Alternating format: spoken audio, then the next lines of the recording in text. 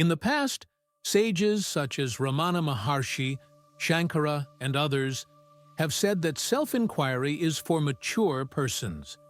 You have to be mature spiritually to understand self-inquiry, to understand Advaita Vedanta. When I say to you that you are nothing, everything is nothing, and you get to nothing, people still believe that I am good for nothing. But I'm paying you a compliment when I tell you, you're good for nothing. This really means that you are good for nothing that the senses can perceive. Everything the senses perceive is false.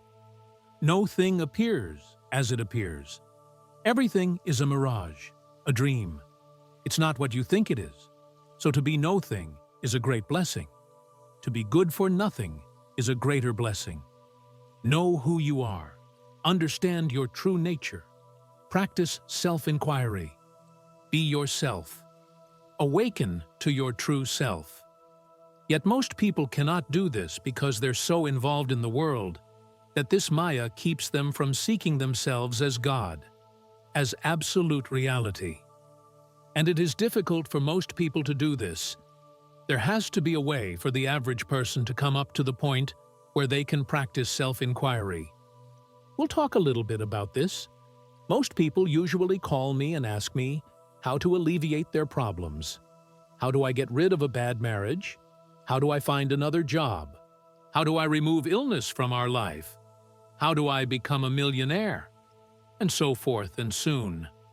What I usually say is, do not think of your problems, but think of God.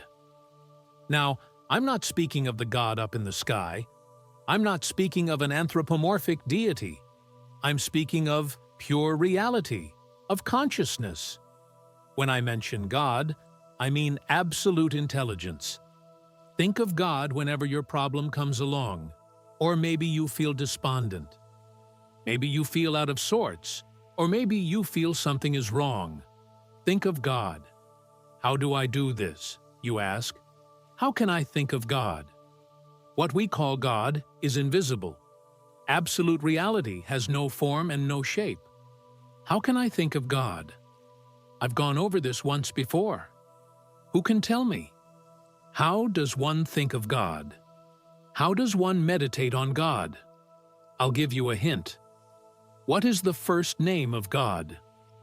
I am. Exactly. I am is the first name of God.